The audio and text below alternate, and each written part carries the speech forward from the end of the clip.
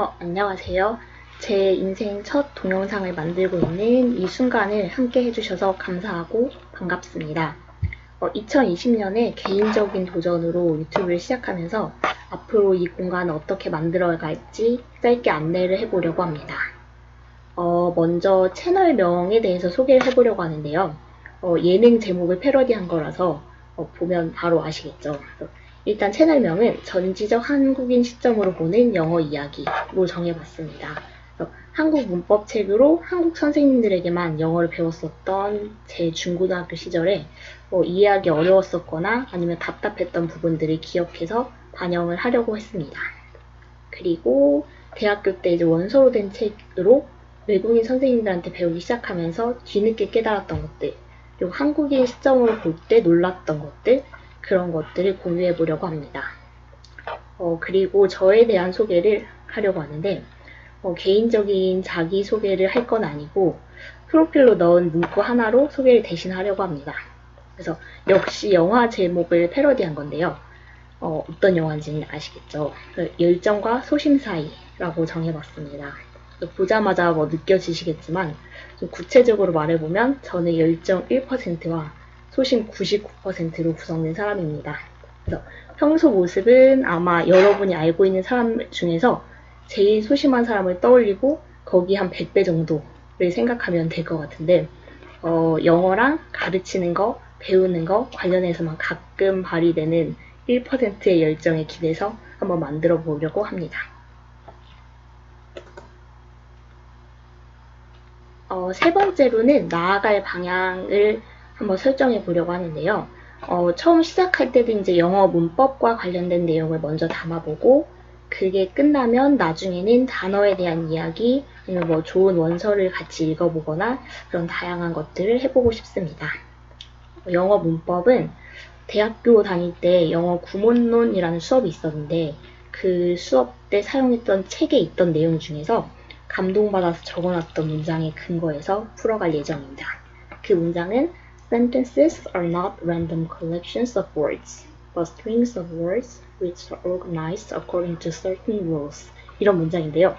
느닷없는 영어가 나와서 대략적인 뜻은 문장은 단어들을 랜덤으로 그냥 모아놓은 게 아니고 어떤 규칙에 따라서 조직해서 배열해 놓은 거다. 이런 의미입니다.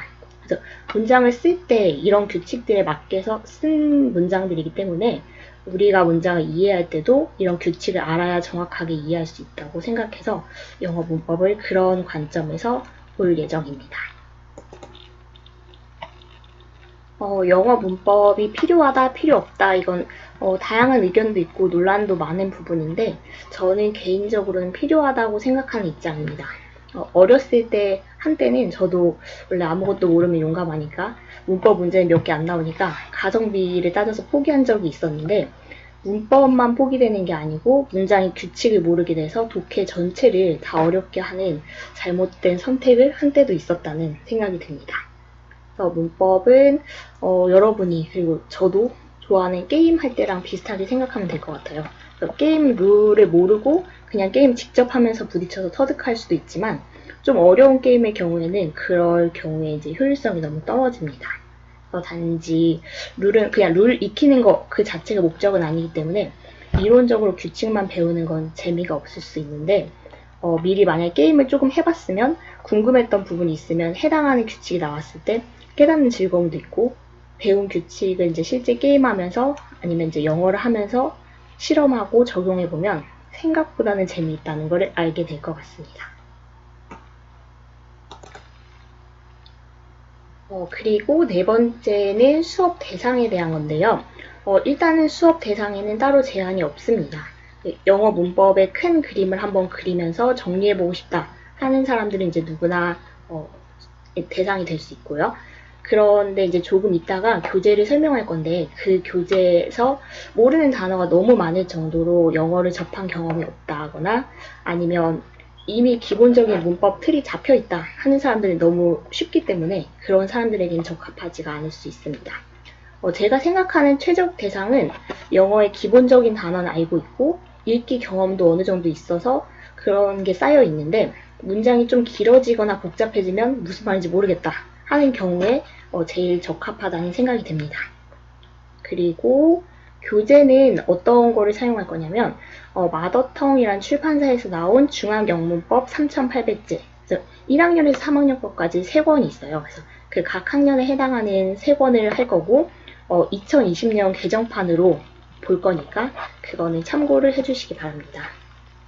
영문법 교재를 다양하게 사용해 봤는데 내용이 너무 적어서 얇은 것은 설명하지 못하는 부분이 너무 많고 그렇다고 이제 지나치게 어렵거나 중요하지 않은 내용까지 다 포함하고 있는 거는 끝까지 보지를 못해서 문제고, 영어로 된 원서는 진짜 좋은데 학생 입장에서는 문법을 영어로 설명을 하기 때문에 그 설명을 이해하는 것 자체가 에너지 소모가 너무 커서 중고등학생이 당장 시험을 준비하는 데는 또 적합하지 않다는 생각이 들었습니다.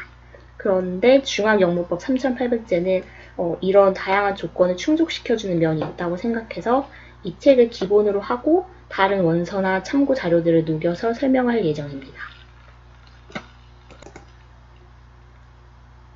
그리고 참고로 교재 이름이 중학영문법이라고 해서 중학생만을 대상으로 하지 않는다는 것을 알아주셨으면 좋겠습니다. 그래서 영어 문법의 가장 기본이 된 내용들을 담고 있는 책이어서 선정한 거여서 기본적인 영어 공부를 해둔 초등학교 고학년부터 중학교, 고등학교는 물론이고 사실 제가 제일 환영하는 것은 성인인데 만약에 보고 계신 분이 있다면 어떤 이유에서 시작하시는지는 모르지만 소중한 자유시간을 할애해서 하는 걸 알고 있기 때문에 의미 있는 시간으로 채우도록 저도 노력해 보겠습니다. 그리고 교재를 활용해서 구체적으로 진행할 방향을 교재 일부를 보면서 한번 설명을 해볼 건데요.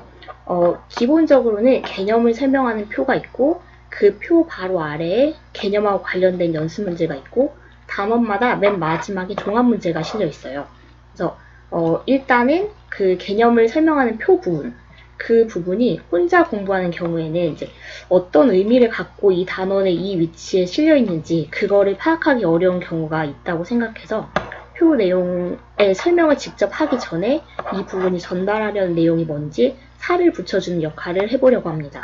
그리고 특히 개념 이해를 대충 하거나 아니면 심지어 하지 않고 문제풀이를 돌진하는 학생들이 있는데 그런 경우에 브레이크 역할을 해보도록 하겠습니다.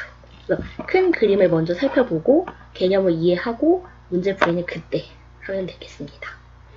그래서 이제 그 표로 개념을 살펴보고 그 바로 아래에 이제 연습 문제들이 있는데 많은 경우에 해당하지 않는 분들이 있을 수 있지만 많은 경우에 내용을 이제 대충 쓱 살펴보고 문제를 풀어서 답을 맞추면 뒤도 안 돌아보고 패스하고 틀리면 좌절하고 이런 패턴이 이어지는데 사실 이 문제의 답을 맞추고 틀리고 이런 게 중요한 게 아니에요.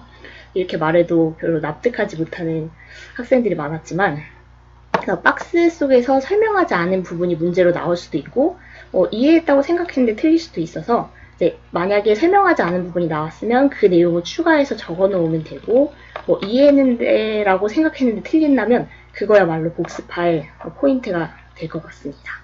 그래서 여기의 문제들은 이해한 문법 내용을 실전 게임 하기 전에 뭔가 연습해보는 트라이얼 같은 정도로 생각하면 될 것 같습니다. 배웠던 개념을 적용해보고 중요한 부분인데 근거를 찾아가면서 분석적으로 풀어보고 그리고 입으로 소리내서 답이 조금 빠르게 나올 때까지 반복해서 연습해보는, 그러니까 처음에는 연필로 쓰기보다는 입으로만 반복해서 연습해보는 게 제일 좋습니다. 그리고 단원을 마무리하는 중간고사, 기말고사 문제가 맨 뒷부분에 있는데 문제가 많아서 되게 막막하고 답답하게 느껴질 수도 있지만 다른 시각으로 보면 경험치를 쌓을 수 있고 레벨을 높일 수 있는 기회가 됩니다. 그래서 단지 이제 처음 보는 경우에 이 단원에 해당하지 않는 내용이 가끔 섞여 있기도 하고 한 단원 내용 전체가 섞여 나오니까 뭘 물어보는지조차 헷갈릴 수가 있는데 그런 내용은 이제 같이 보도록 하겠습니다. 설명은 화면에 책 내용을 띄워두고 설명하고 문제도 풀고 할 예정이지만 가능하면 본인의 책을 준비해서 같이 보면 더 좋을 것 같습니다. 혼자 떠드는 게 생각보다 더 어색하긴 한데 그 와중에도 하다 보니까 벌써 10분이 됐어요. 그래서 마지막으로 하고 싶은 말을 하고 본 내용으로 찾아뵙겠습니다. 문법 배울 때 흔히 많이 하는 생각이 한 권을 열심히 다 했는데도 뭔가 명확하게 알았다는 느낌이 안 든다 하는 건데 이건 지극히 정상입니다. 그래서 한 번에 이해하고 이렇게 기억할 수 있는 그런 간단한 내용이 아니기도 하고 그게 아니더라도 그 당시 그 단원에서 이해하는 게 한계가 있을 수밖에 없어요. 그래서 봤었던 영화, 책을 다시 보면 그때 보이는 것들이 있는 것처럼 문법도 전체를 한 번 다 보고 나서 다시 앞부분으로 돌아오면 처음에 못 봤던 것들이 이제 뒷내용을 알면서 보이게 되는 게 있습니다. 그래서 한 번 하고 나서 조금 틀이 단단하게 여러 번 복습을 해야 되는 필요성이 있다는 거를 마지막 말로 하면서 소개는 여기서 마치고 진짜 내용을 가지고 다음에 만나겠습니다.